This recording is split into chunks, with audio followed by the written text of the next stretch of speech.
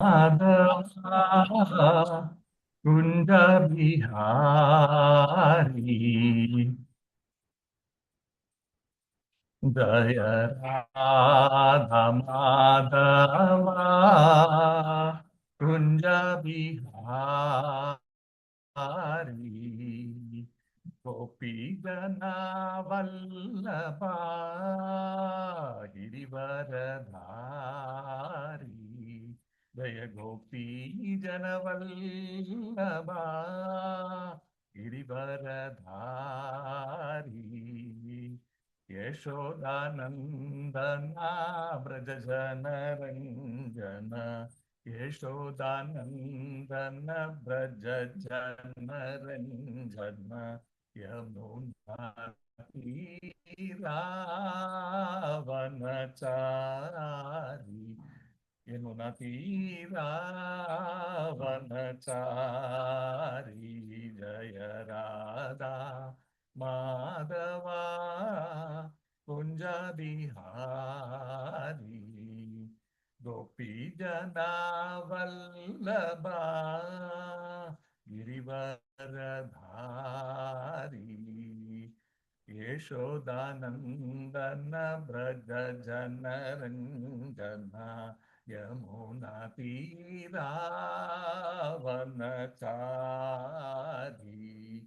Hare Krishna Krishna Krishna Hare Hare Hare Ram Ram Ram Hare Hare Hare Krishna Krishna Krishna Hare Hare Hare Ram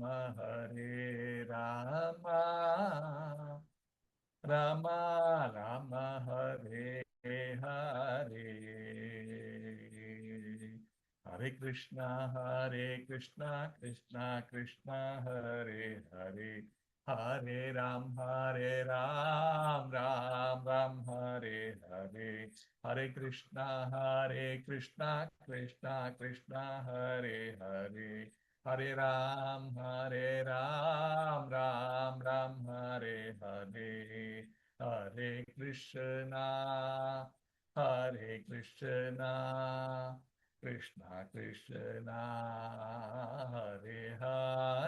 Krishna Krishna Hare Hare Hare Ram Ram Ram Hare Hare Hare Krishna Krishna Krishna Hare Hare Hare Ram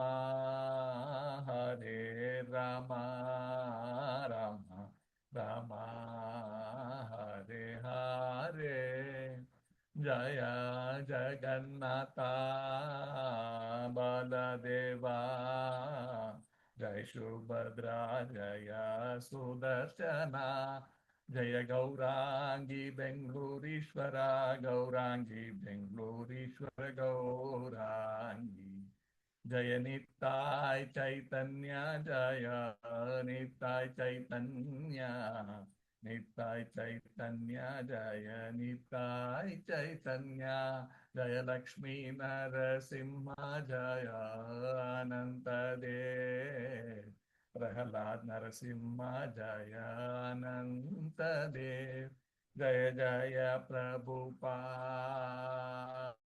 Prabhupada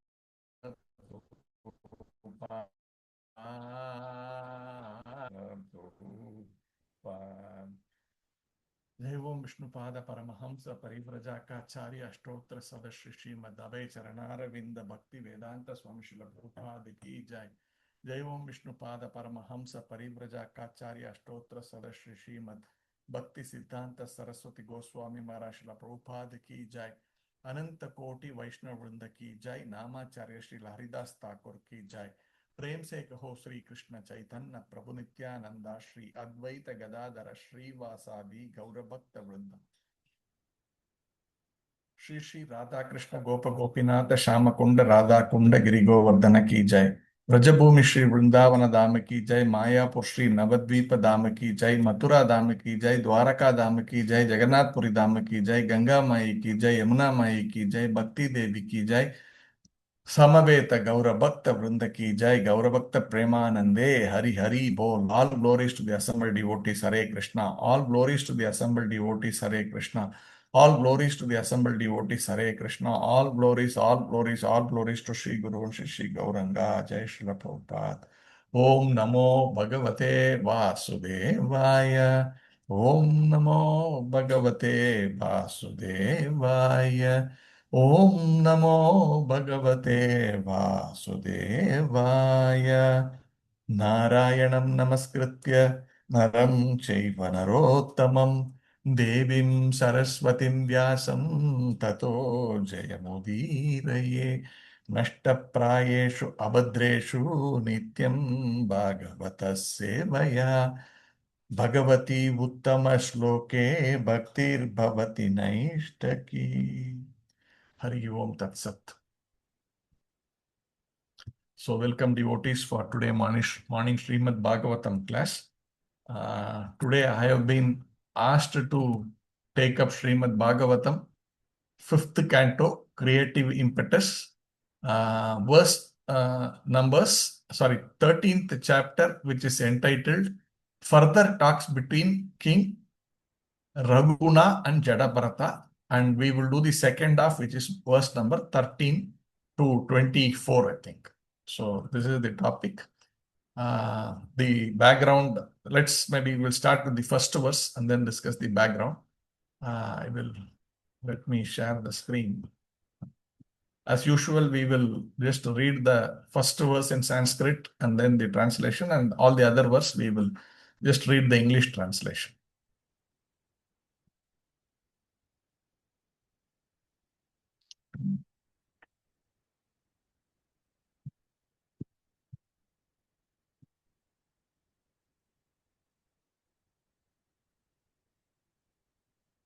So we are doing fifth canto, 13th chapter, verse number 14. Tamstan vipannan sa hi tatra vihaya jatam parigrihya sartaha avartate adyapi na kaschidatra viradvanam param upaiti yogam. Translation: My dear king, on the forest path of material life, first a person is bereft of his father and mother, and after their death, he becomes attached to his newly born children. In this way, he wanders on the path of material progress and is eventually embarrassed. Nonetheless, no one knows how to get out of this, even up to the moment of death. ओम अज्ञानतिमिरान्धस्य ज्ञानाञ्जनशलाकया चक्षुरुन्मिलितं येन तस्मै श्री गुरवे नमः। श्रीचैतन्यमनोभीष्टं स्थापितं येन भूतले स्वयं रूप कदा मह्यं ददाति स्वपदान्तिकम्। वन्देऽहं श्रीगुरु श्रीयुत पदकमलं श्रीगुरून् वैष्णवांश्च श्रीरूपं साग्रजातं सहगण रघुनाथान्वितं तं सजीवं साद्वैतं सावधूतं परिजनसहितं कृष्ण चैतन्यदेवं श्री राधा कृष्ण पादान सहगन ललिता श्री विशाखान्वितांश्च। हे कृष्णा करुणा सिंधु दीन बंधु जगतपते गोपेशा गोपिका कांता राधा कांता नमोस्तुते। तप्त कांचन गौरांगी राधे वृंदावनेश्वरी ऋषभानुसुते देवी प्रणमामि हरि प्रिये। वाञ्छा कल्पतरुभ्यश्च कृपा सिंधु भयेव च पतितानां पावनेभ्यो वैष्णवेभ्यो नमो नमः। नमः ओं विष्णुपादाय कृष्णप्रेष्ठाय भूतले श्रीमते भक्ति वेदांत स्वामिनिति नामिने नमस्ते सारस्वते देवे गौरवाणी प्रचारिणे निर्विशेष शून्यवादी पाश्चात्य देश तारिणे जय श्री कृष्ण चैतन्य प्रभो नित्यानंद श्री अद्वैत गदाधर श्रीवासादि गौरभक्त वृंदा हरे Krishna Krishna Krishna Hare Hare Hare Ram Ram Ram Hare Hare. So here the background is the very famous pastime. We all know this pastime very well. The pastime of Jadabharata and with King Raghuguna. So again, very, very shortly. So Jadabharata was, in the initial first earlier life. So he was very a wonderful devotee. He was a king and he renounced everything and he went into the forest and wanted to do deep devotional service and make his life perfect. Unfortunately, due to his somehow, as it is generally written in Bhagavatam, and it's written like due to providence. I don't know if we can call this fate, but in Bhagavatam, these personalities are amazing personalities. So it's more of the hand of the Lord, so that the future generations are actually able to take lessons from these amazing providence. He got attracted to a small baby deer, which was given birth in distress by the mother deer when it hears the roar of a lion. And in that fear, when it jumped out and tried to run, the baby was born, and the mother, out of distress, also passed away. So this great king who was in the forest doing austerities and devotional life, he took pity on that deer and started caring for it.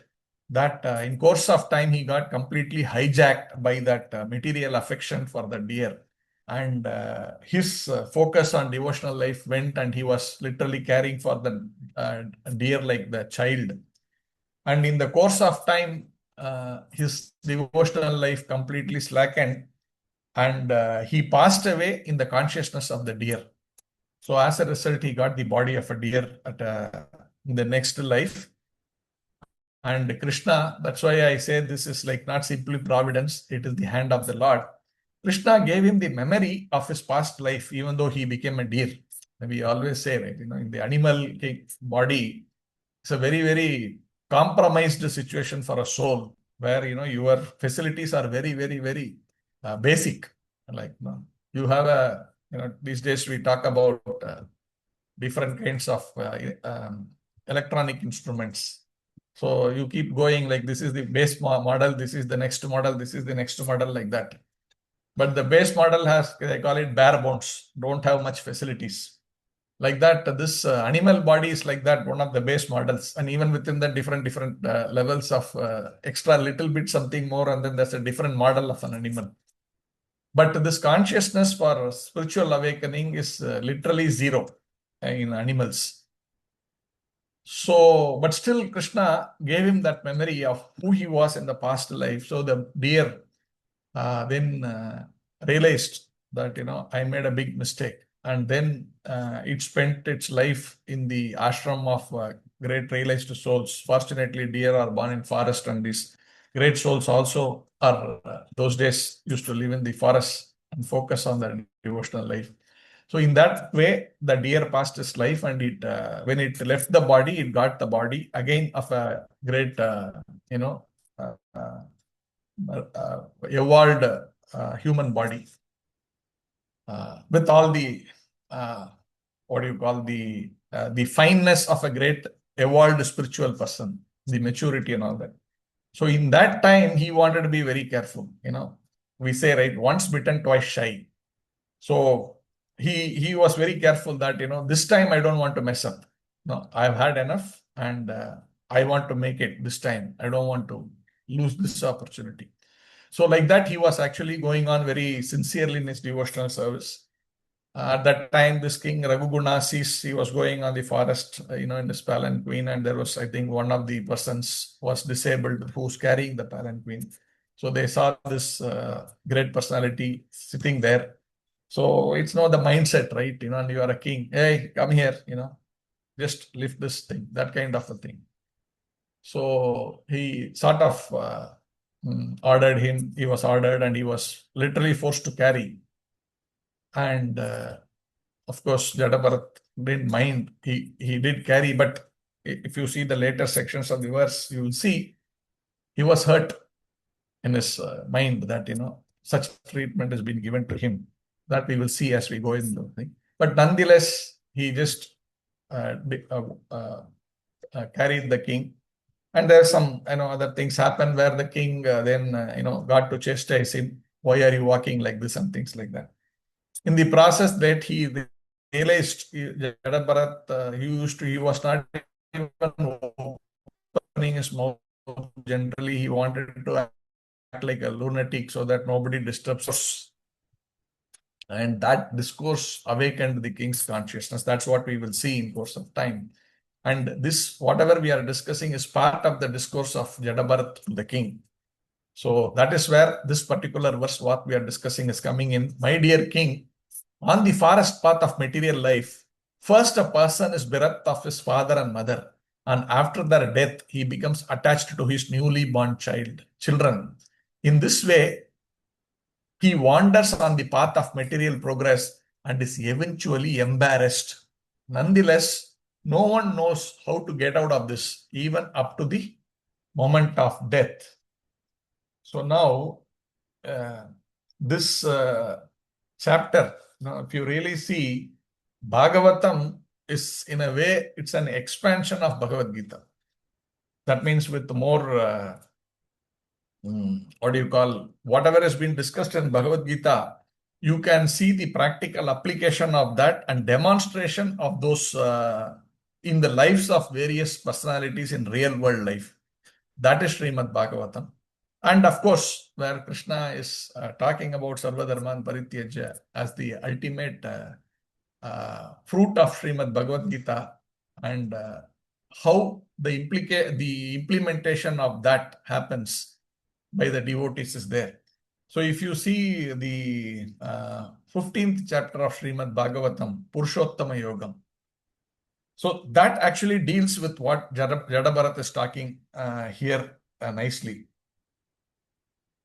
If you remember that the famous banyan tree, which is upside down, which is not real, but it is more of a figurative information. That tree, the upside down banyan tree, has got maze of so many complicated, the design of the branches and twigs and leaves.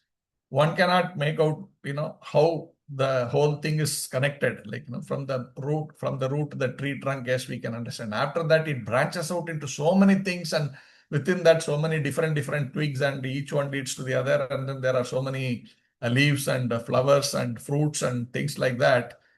One gets bewildered seeing, if you try to go to the root of whatever it is, it's very difficult. It's not a simple tree that we can imagine, right? It's not like what we generally see in our material world, but it is a maze where once you get in, you don't know how to get out of it. That is what here Jada Bharat is talking about. And Prabhupada, Prabhupada is Prabhupada, and he starts off very strongly. In this material world, family life is an institution of sex, period. The way Prabhupada hits things without any adulteration, not trying to sugarcoat, directly gets to the point to say, in this material world, family life is an instrument of sex. And he's quoting verse from Srimad Bhagavatam 7.9.45, which is, again, an amazing discussion. This is by Prahalad Maharaj, where Prahalad Maharaj is saying this verse, Yen Maitunadi Grahamedi Sukam Hi Tucham. So in that verse, the translation is like this: sex life is compared to the rubbing of two hands to relieve an itch. Grahamedis, so-called Grahasthas, who have no spiritual knowledge. Underline this. There is a difference between Grahamedi and Grahasthas. Both are family, what do you call, people in that order, which is called family life. But there is a difference, Grahamedi and Grahastha. Anyway, we will see that. Grahamedis, so-called Grahasthas. So they are Grahamedis, but they are so-called Grahasthas, which means Grahasthas is higher. This Grahamedi is much lower. Who have no spiritual knowledge, that is the difference. A Grahastha, any Grahastha ashrama, it is said. So anything where a real ashram is attached in technical Sanskrit word, it means connected to spiritual path. There is nothing called Grahamedi ashrama. Grahamedi is simply material husband and wife relationship or life. But this Grahasthashrama is actually, yes, husband and wife are there, but it is an ashrama, which means it is an institution for progress towards spiritual life. So that's why he is saying the Grahamedis who have no spiritual knowledge. That means it is not Grahasthas, but they are so-called Grahasthas. Think that this itching is the greatest platform of happiness. That means the sex desire. Although actually it is a source of distress.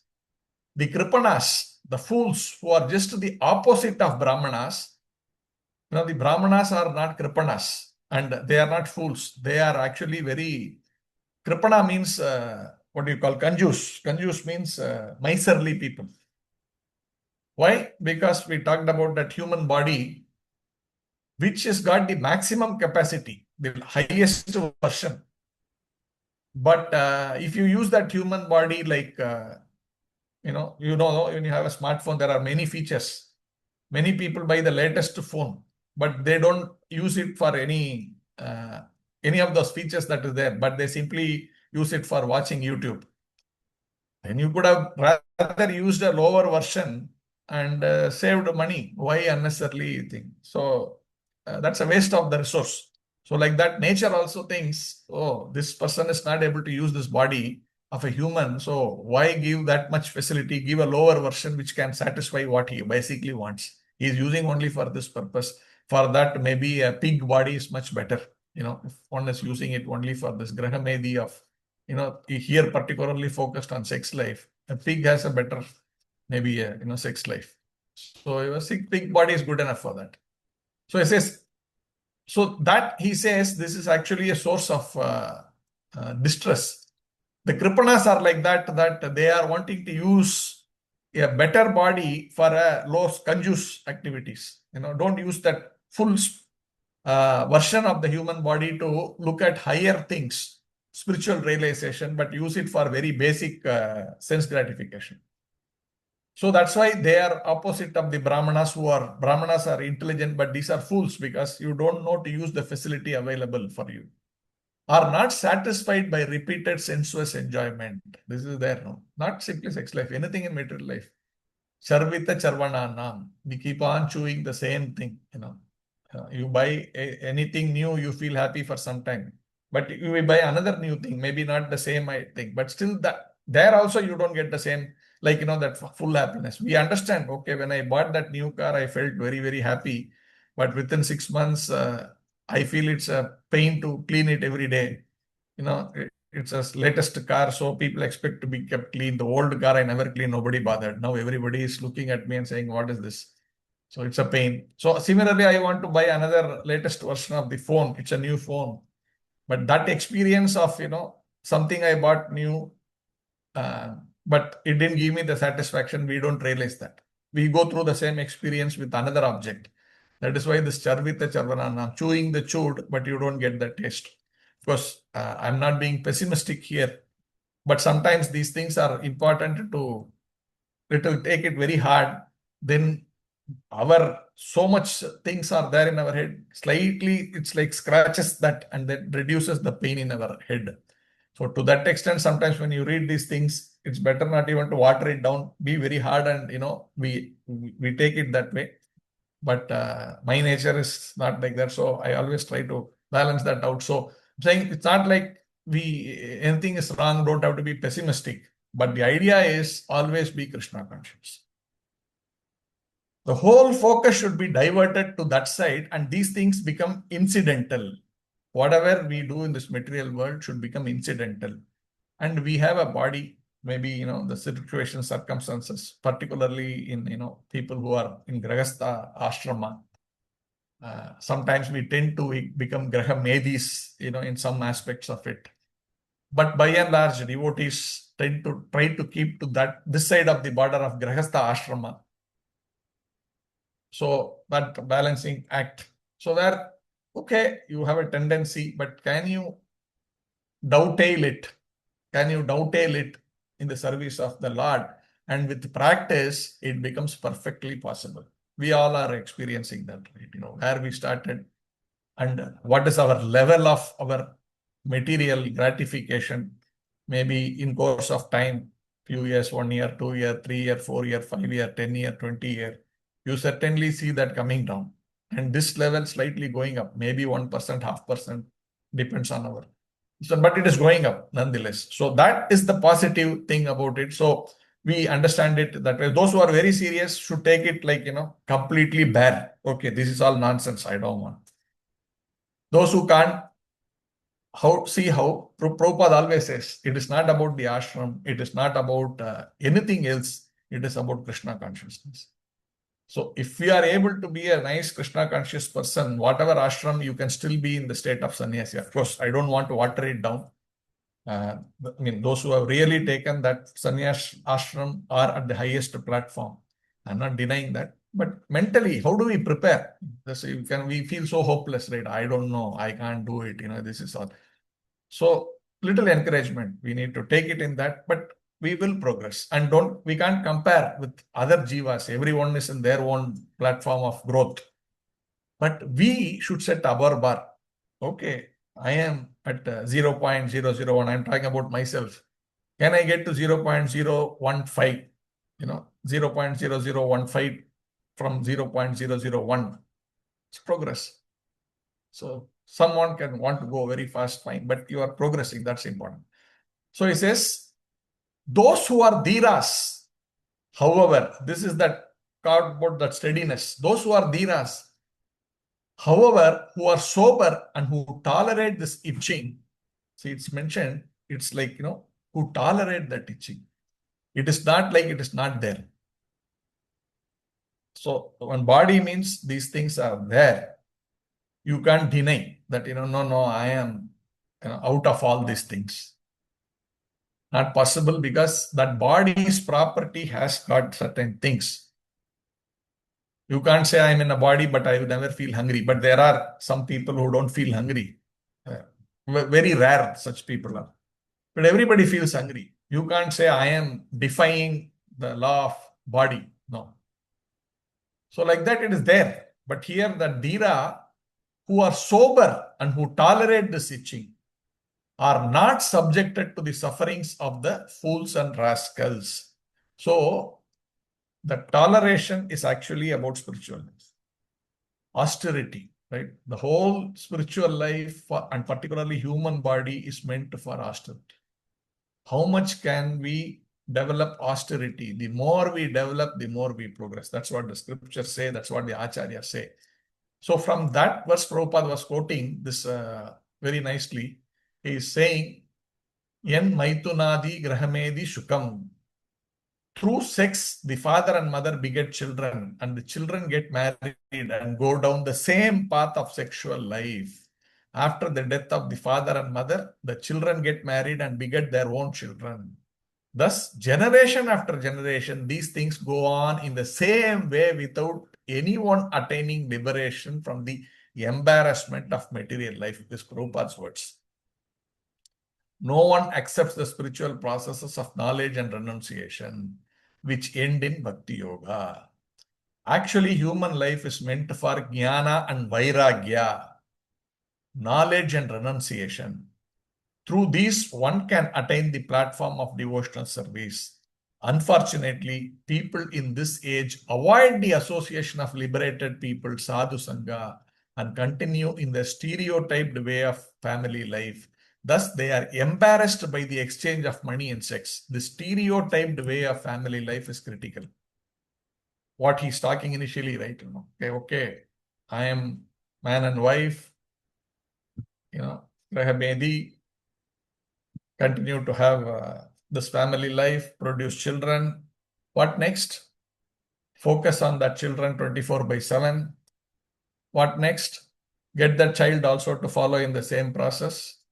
And then, all the anxiety related to that whole, the growing of the child 24/7.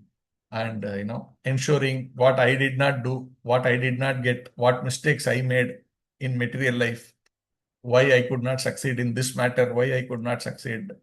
Be the police for the child and ensure that that mistake doesn't happen. But we don't understand there are millions of other mistakes which are there which I have no experience, and the child will fall into that trap. Even though I may think, okay, my experience is there, I will ensure this child does not fall into that problem. But naturally, that child is another jiva who has his own desires and things. So there's a conflict. We saw yesterday, day before, or no, not yesterday, maybe sometime earlier, last week or something. So I don't know where. I mean, was it a news item or it was a documentary? I don't know. That the son, loving father and loving family, everything. The son shot his father on the head when he's sleeping. Why? Because the father was pushing the son to become a doctor, and the son didn't want to become that. He wanted to become a business, BCom or something like that. I think there's a heated thing going on for many months. Suddenly, for a child, he was a juvenile. That means not a 18-year-old or whatever. But the boy looks like a very grown-up boy. Very grown-up like a man, big body. But the brain is not there. So that guy, whatever, he came late and they had an argument in the late night, and then the father slept. And this fellow, 2 hours, he was brooding over that through the night, 12 to 1 o'clock or 2 o'clock. And then he had a licensed revolver, it looks like. He took and shot that father when he was sleeping. So here, what I was talking about, this contradiction, the father wants to make whatever I didn't do, I want my son to do. But that jiva is coming from a different world altogether, from his background. So there's incompatibility. But even assuming the child tried to follow the father, this is the cycle which here Jada Bharat is talking about. That we try to inculcate those in that child so that he succeeds, he or she succeeds. And then, naturally, the job and the marriage for that child, and then their children, and, you become this one. So this goes on in that father-mother's life till the death of their thing. And of course, these days there's other complication. The child also doesn't bother. They throw them out. And other complications, and that frustration, that anger, and oh, I did so much, and then they threw me out. All these stories are very common these days. More frustration. Now the child, okay, he doesn't realize I will also grow old. So my father went through all this nonsense. I should be spiritual. No, he will also continue the same path. So this is all, if you read, it's our flashback. Life after life, all the generations in each family has been going through that. This is Graha Medis. But okay, Prabhu, all this is fine. But we are in family life. We need to do. You say, are you going to say that I should not marry my son or daughter? No, that's not the point. Of course, we should marry our children. We should, but be a Grahastha Ashrama candidate. Everything dovetailed in the service of the Lord, which is the point that is being. We will see that later, but point is, don't get into this trap. We will discuss that even in detail, how our mind works as we go into the next verse. So we'll go to the next verse. There, and I've elaborated on this one mostly because this entire chapter is about that. That is the core of this chapter. The verses will actually more self-explanatory. When I was reading the verses, so we can complete it in time. The next one. There were and are many political and social heroes who have conquered enemies of equal power. Yet, due to their ignorance in believing that the land is theirs, they fight one another and lay down their lives in battle. They are not able to take up the spiritual path accepted by those in the renounced order. Although they are big heroes and political leaders, they cannot take to the path of spiritual realization. You can see this very clearly. People are so much caught up in family, the extension of that and all. And then when it comes to the country, this thing, if you're in political, this one, you have that mood that, this, this is mine, this area, whatever is mine. And they, spend the whole life only chasing these things. Now, today, we don't need explanation, right? These wars are going on. You see the topmost leaders of the world, how the mind is just focused only on destruction, how to establish my supremacy over the other, and I will do anything for that. It's happening. See, the common man just driving on the road, and they say we are all these, they are not able to attack. We are attacking and finishing that missile in the atmosphere itself. It doesn't come down, so that we have that defense system, whatever. But people don't understand, when that is hit, the derbies come down and fall, and the guy was just driving on the road, that whatever derby that came and hit the car, and the driver got killed. This is, I'm talking in Dubai, I came to know yesterday, something like that. So nobody bothers. Sorry, just one life gone. They say only 1,000 life gone. No matter. So this is going on, and people don't realize I am already 80, 85. I don't know when my death is coming. Am I going to be in charge of this ever? No. I am still focused on getting what I want, thinking I am going to be here permanently and enjoying these things. So, this we can extend in different ways within our sphere of what we want to achieve in isolation as a materialistic person. But if you are able to take spiritual path and take these things as incidental things, that is what actually is the expectation. And at a point in time, completely get out of this material thought itself and completely be spiritual. That is the end game that is expected as we try to understand and apply in our life. So, and we also see Prabhupada uses these words,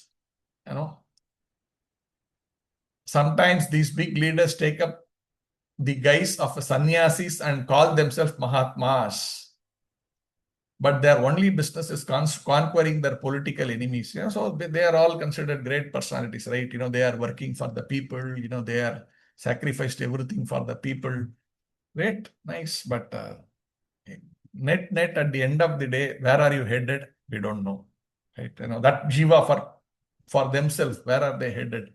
They don't know. But then big things, big leaders, everybody following them, this is purpose of life, they are great leaders.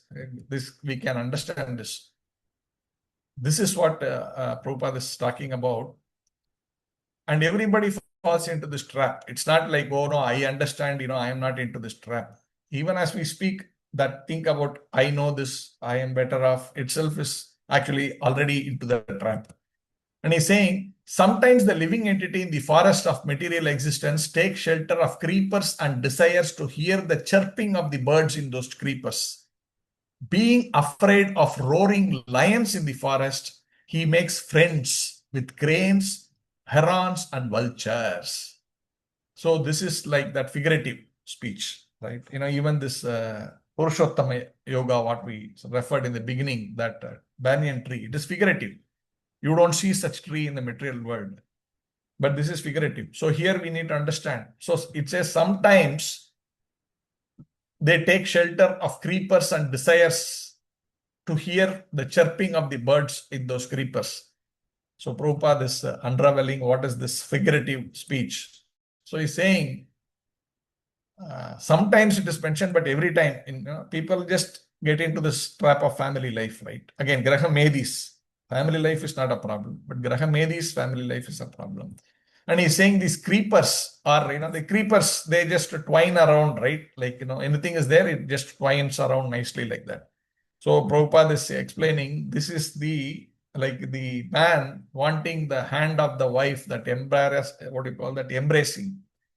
So you got to get into that shelter. Oh, I am now in the embrace of my family, like my wife and my children, whatever that is, to get into that thing that is safe. I am in that safe zone of being, sheltered by this one. And he's saying, and desires to hear the chirping of the birds in those creepers, the sweet words, You know, we all know this, how that sweet words of the spouse with comforts us, cushions us, and want to hear more of that and go into that zone of, that empathy and all that. So they always feel, oh, this is blissful life. My family cares for me so much. I am, so much, they have so much love and things like that. That false sense of security. Chirping of the birds in those creepers. And in course of time, you are in anyway in a forest, you do hear the roar of the lion. So there are these other material distresses which keep coming, then we are afraid. Then the fear of death is there, the fear of problems are there, health, wealth, everything is a problem. Wealth is there, again, how to protect.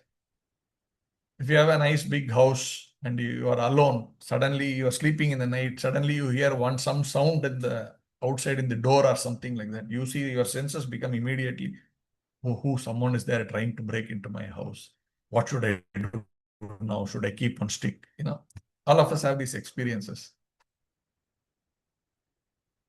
Yeah, I remember once when 25 years back, we were in one small house and outside, it's a very, like, outside the corridor is there. It's not these flats and security and all that, some ordinary house. And suddenly I saw some sound there. Then I got up. This was when I was, I think, maybe 27, 26, something like that. I get up and I could clearly hear someone trying to, I think my scooter was outside and I could hear, and it is like just a wall is separating me. Then I wanted to make some sound. I get up and I try to shout.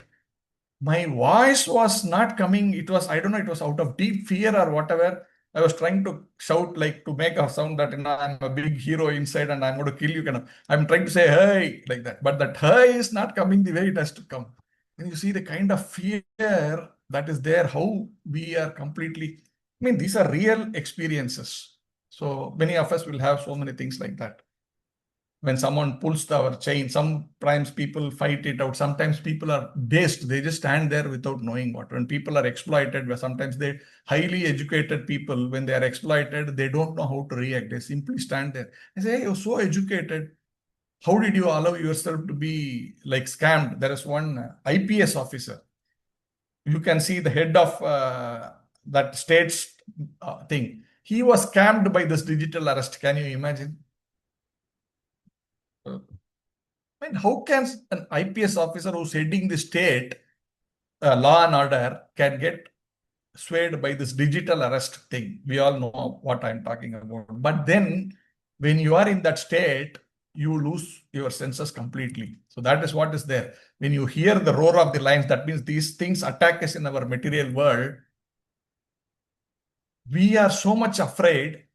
And he says he makes friends with cranes, herons, and vultures. Then how to escape these things? Prabhupada writes in this itself that he's giving some definition for these cranes, vultures, and all. So you may think, why is Prabhupada speculating? It could mean something else. And all. So he says these are these people who are the so-called, what you call so-called swamis, and people who are impersonators, so-called incarnations, so many things. People out of this fear go and fall into that trap. That Prabhupada is saying that in this purport. We know, right? Today, you go to YouTube, so many bearded fellows talking all nonsense. And people are so much, wow, what a speech, what a thought process, what it is. And you will see, right, these fellows, the specific occasions, some festivals and all, you will see 10,000 people assembling there to hear the nonsense by these people. They dance, they do all nonsense. And they feel satisfied. Oh, now I am in spiritual bliss. You speak Bhagavatam, like Prabhupada says, say the hard facts. No, I don't want to. Why, all this. Let's be happy. Let's get some happiness in the so-called spirituality. That is the purpose of spirituality. You should get peace of mind, this kind of thinking. Fooling ourselves in the process. So, but Prabhupada is direct, goes deep into the heart. If we have some little basic common sense, we understand this. And that's how millions of people are transforming. And Prabhupada came and it's going to go on next 10,000 years. Complete cleaning of all the gutters of this material world. Prabhupada has initiated and it's going to happen. So great times to be in. They say, no, it's a great time to be in. Somehow, even in material life, it's a great time to be in. We will also see somewhere down the line, we will talk about that great time to be in. So these vultures and all that, jackals, all of this thing. And that's another beautiful thing. This lion, the roar of the lion, actually, the lion, we are afraid of this. Figurative, in a forest, we are afraid of the lion. Material world, this figurative thinking is all the other dangers. But actually, this lion is called Hari. That's why we call Narasimhadev Nara Hari. Nara is human, Hari is lion. So lion, human form, so Nara Hari. But actually, you should take shelter of that lion, Hari, not this, either the real lion, if you're really talking about the forest, or the material world where all the other things are there.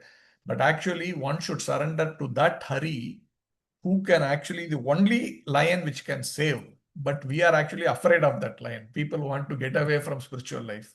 Oh no, this is all nonsense. I don't know. I mean, are difficult, or it puts me in a disadvantage. Let me simply enjoy life. These people, know, the so-called pretender swamis and all, and other people, he's talking about other people who are like, materialistic. So as we go, where this man goes, like we will see that in the next verses, we will discuss it there. So they don't take the help of the sadhus to get to that Hari, but unfortunately fall into the trap of this actual lion, this Hari. That's the problem, Prabhupada says. Next. Being cheated by them, the living entities in the forest of material world tries to give up the association of these so-called yogis, swamis and incarnation, and come to the association of real devotees. So now you understand why Prabhupada called these cranes, jackals, and all these false pretenders, because he's saying those cranes and all, after having it, they cheated. These fellows realize this. The living entity in the forest of the material world tries to give up the association of these so-called yogis, right? They then realize, oh, these fellows, I wasted so much of my time. Yogis, swamis, and incarnations. So that's why Prabhupada gave that purport there. And come to the association of real devotees. So now you are able to distinguish, oh, these are pretenders, but these real devotees who are really the real Hari's devotees. That is what I need to take. But the other problem is there. But due to misfortune, he cannot follow the instruction of the spiritual master or advanced devotees. You have come here, but we are not able to, because of the misfortune, we are not able to follow the instruction of the spiritual master or advanced devotees. Therefore, he gives up their company and again returns to the association of monkeys who are simply interested in sense gratification and women. You can, if you are a woman, you can put men. He derives satisfaction by associating with the sense gratification and enjoying sex and intoxication. This is the verse, not purport. In this way, he spoils his life simply by indulging in sex and intoxication. Looking into the faces of other sense gratifiers, he becomes forgetful of thus approaches death.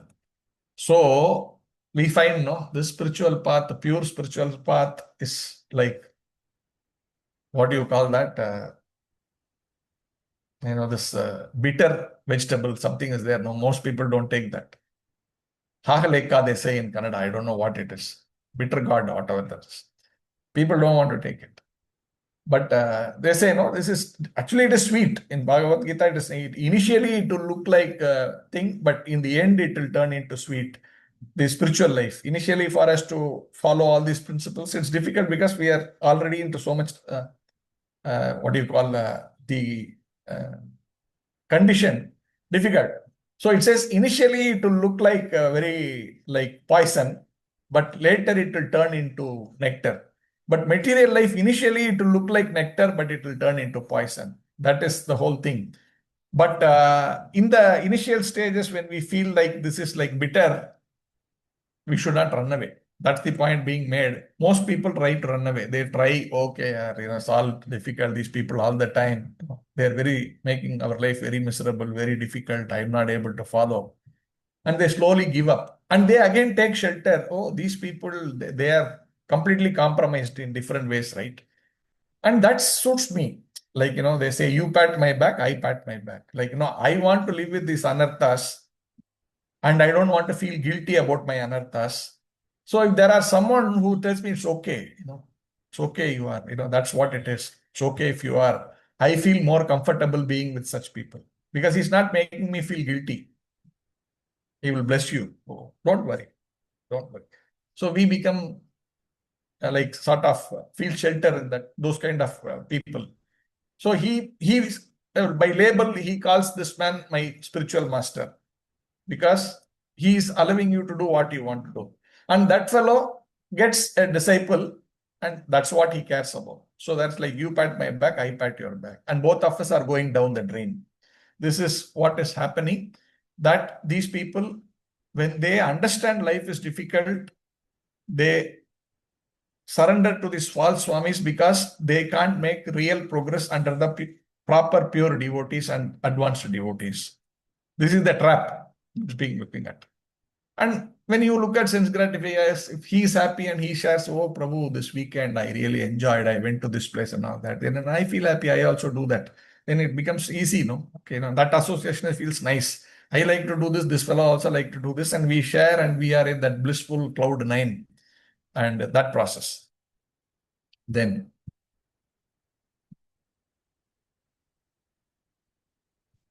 when the living entity becomes exactly like a monkey jumping from one branch to another, he remains in the tree of household life without any profit but sex. Thus, he is kicked by his wife just like the he ass. Unable to gain release, he remains helplessly in that position. Sometimes he falls victim to an incurable disease, which is like falling into a mountain cave. He becomes afraid of death, which is like the elephant in the back of that cave, and he remains stranded, grasping at the twigs of branches of a creeper. So this is a more deeply, as one continues in that life, this is that situation. We say no, you never get satisfied. Many people have, extramarital relationship disease finally, right? He's talking about those things. The Prabhupada is writing the precarious condition of a householder's life is described herein. A householder's life is full of misery, and the only attraction is sex with the wife who kicks him during sexual intercourse, just as she as does her mate. Due to in continuous sex life, he falls victim to many incurable diseases. At that time, being afraid of death, which is like an elephant, he remains hanging from the twig and branches of the tree, just like a monkey. This jumping from tree to tree and trying to get the pleasure out of everything is same that Purushottama Yoga. If you read that chapter, you will find this. I mean, sometimes this looks very hard, but it's not the desire for sense gratification, not necessarily only related to sex life. It could be everything else. You can think, extend it. Always right. Chaitanya Mahaprabhu gave some basic thing and he said, you expand it. And then our Goswamis expanded nicely like that. Everywhere, the Lord didn't give elaborate lectures. Even when he met Lord Brahma, he gave him basics. He said, this is what it is, you expand everywhere. And they expanded into the nuances of each of it. Like that, you have to understand when you say that this sex life is the root of all these things. But then from there emanates this family, then attraction to children is also the same thing. We can say that's also sex life, that way. So like that, attachment to land, attachment to our properties, what do you call the obsession? Not, attachment means obsession with anything. It could simply be a shirt or a shoe or whatever. It could simply be a thought, nothing physical, but obsession to achieve something. I am the master. I want to show this. I want to prove this. You know, I will teach a lesson. That mindset is actually a problem. Next. O killer of enemies, Maharaja Raganuga if the conditioned soul somehow or other gets out of his dangerous position, he again returns to his home to enjoy sex life, for that is the way of attachment. Thus, under the spell of the Lord's material energy, he continues to loiter in the forest of material existence. He does not discover his real interest even at the point of death. So, it's an extension. What happens to such people? It keeps on rotating. We started with the first verse, right? We do this, then the children, their children, they do the same things over. Variety is there, but all variety leads to the same things. As stated in the Vedas, Om Tat Vishnuhu Paramam Padam Sada Pashyanti Surayaha. Those who are spiritually advanced simply look at the lotus feet of Vishnu. The conditioned soul, however, not being interested in reviving his relationship with Vishnu, becomes captivated by material activities and remains in everlasting bondage, being misled by so-called leaders.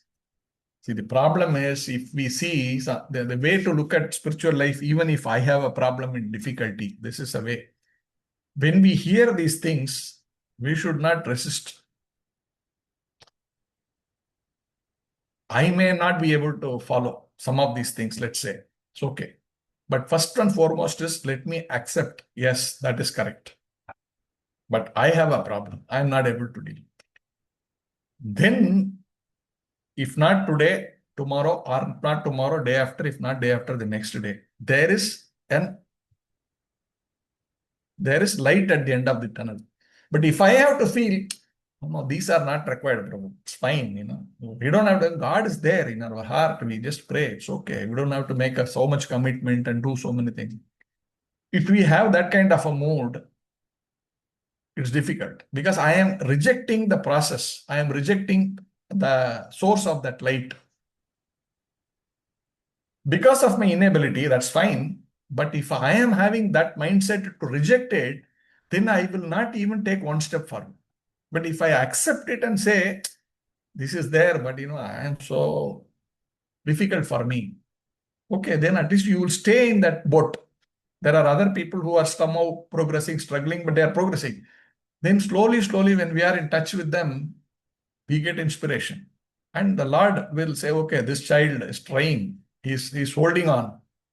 Prabhupada is always merciful. How many times people fall down, right? Devotees ask, oh, Prabhupada, I broke this thing, now will I be rejected? Prabhupada says, no, who am I to reject?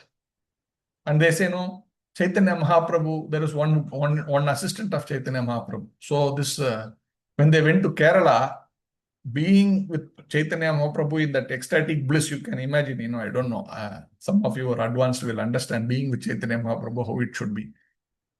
I mean, I can't feel that, but maybe. Now, such a person who was like that, when he went to Kerala, he got attracted by some woman in Kerala.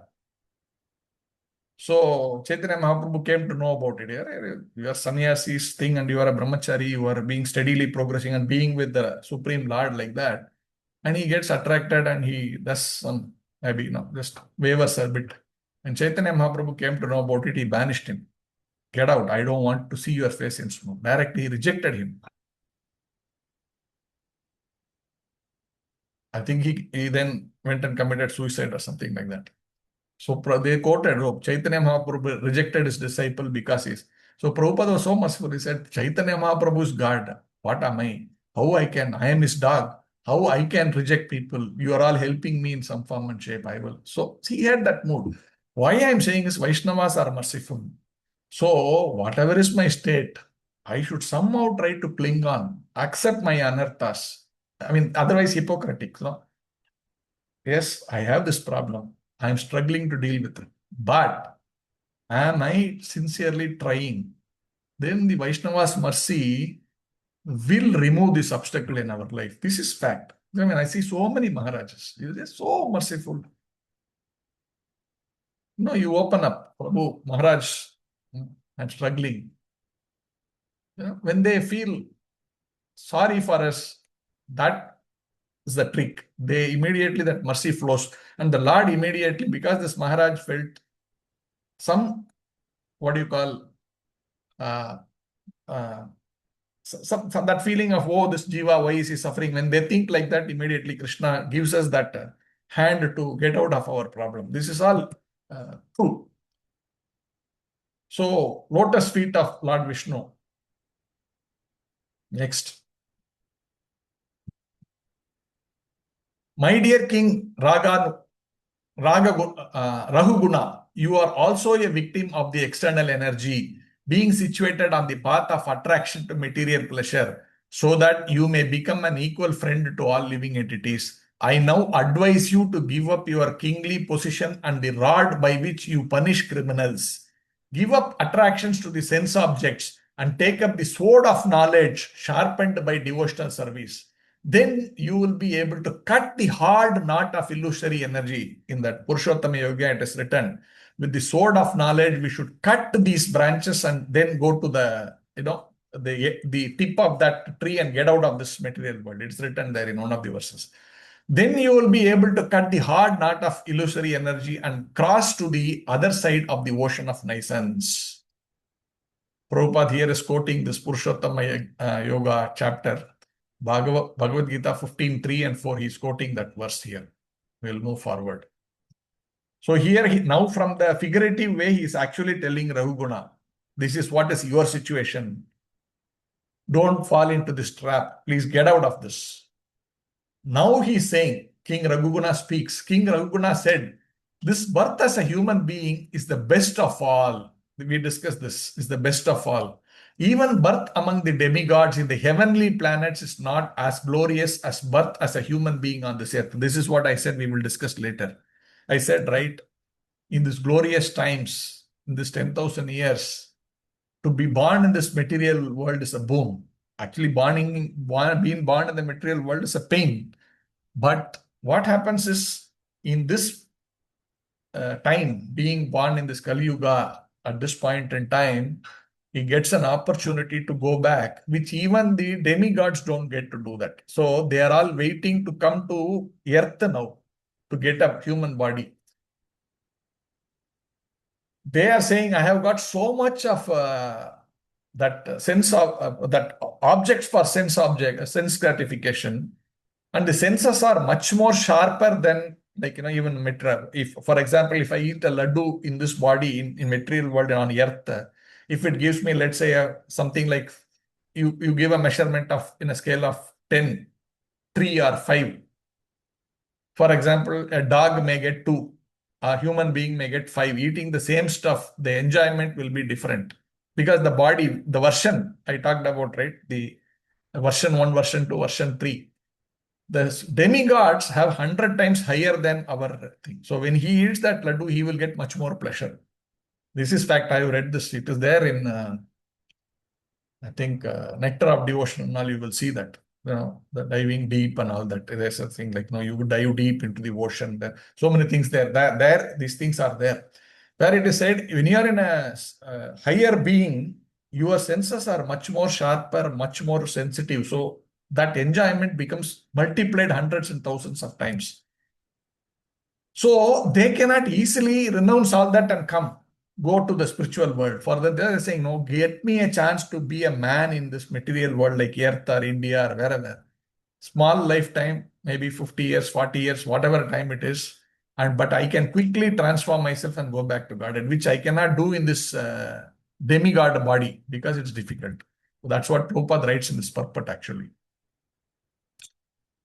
He says, one may take birth in the higher planetary system among the demigods, but due to the profusion of material comforts, one cannot gain release from material bondage. This is what I was elaborating when I discussed.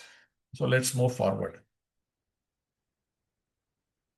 It is not at all wonderful that simply by being covered by the dust of your lotus feet, one immediately attains the platform of pure devotional service to Adokshada, which is not available even to great demigods like Brahma. He's saying, this king is saying, sometimes, so it's so wonderful that you are giving me this mercy.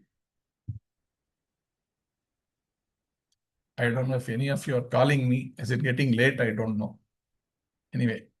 Okay, it's not all that wonderful. That means when you are going to help me get liberation, it is nothing great.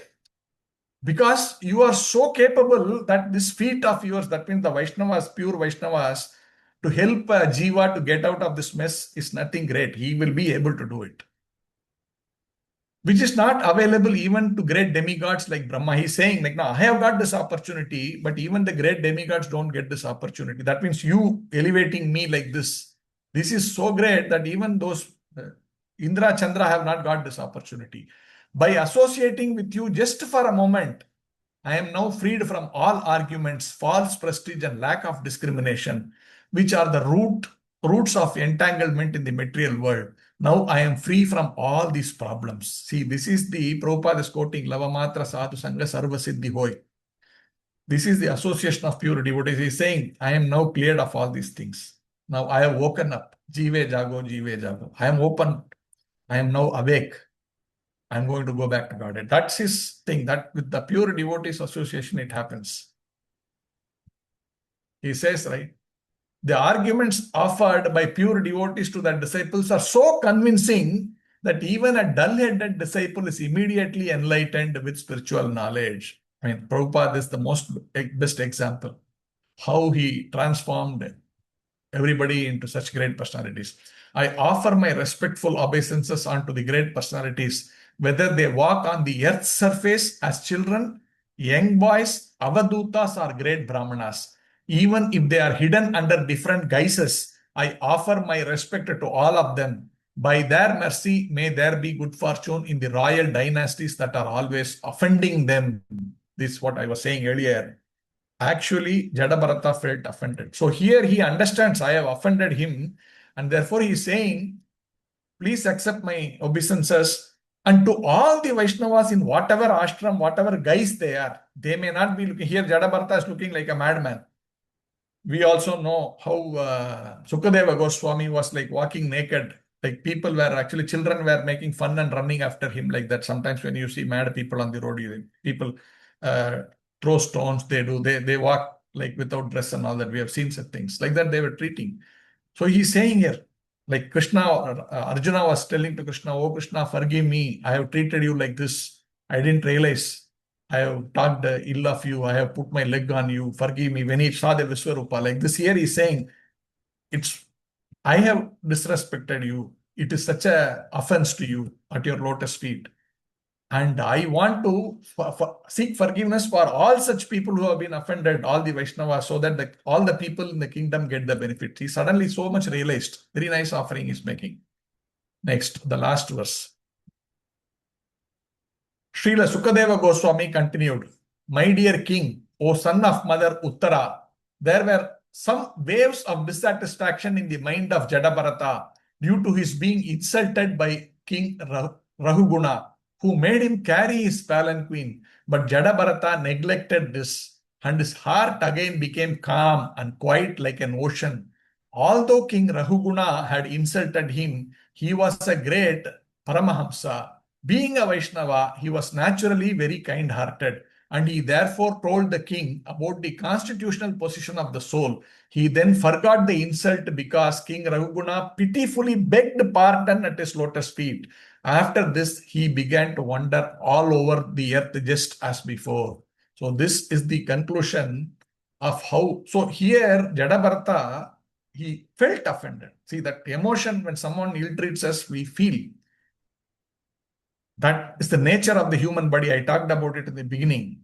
But as an evolved soul, how they behave is they get over it. Okay, this is what it is. I will ignore it. I will move forward. I will not want to take revenge. I don't want to show that, I will teach you a lesson and these kind of things. That's the quality of great Vaishnavas. So we also in our society, so many things, because there's human interaction, there is problems, right? We always have problems. So it's better we ignore and move forward. Sometimes it doesn't work, it doesn't work. You move forward, but don't blame Spain, don't create, revenge and, vengeance and so many things. These things are there. But these things we need to understand, because that's maturity, that is spiritual growth. He is saying that, he forgave him. He did not take that. He ignored that. He moved forward. That's the kind of words being used.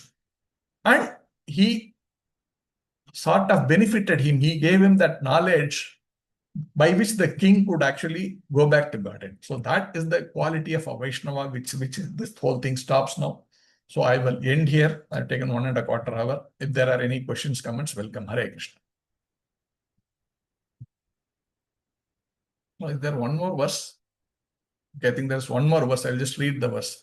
After receiving lessons from the great devotee Jadabharata, King Rahuguna of the state of Sauri became completely aware of the constitutional position of the soul. He thus gave up the bodily conception completely. My dear king, whoever takes shelter of the servant of the Lord is certainly glorified, because he can without difficulty give up the bodily conception. So that is what it is. Association with pure devotees will certainly one day or the other elevate us to that position. But we should not miss that opportunity and run away from, like, as I said, right, this is bitter, this is difficult. It's okay. Let it be bitter, let it be difficult, but let me be there. Hang on there, they say in English, right? Just hang on there. The strength will come, mercy will come first. Because of that, strength will come, and our mind will get, what you call, tamed. And in course of time, we will be able to achieve it. So that is the positive thing, just hang on there. And those who are doing well, great, just continue to do well, and help others. That is the whole story of it. Hare Krishna. I end here.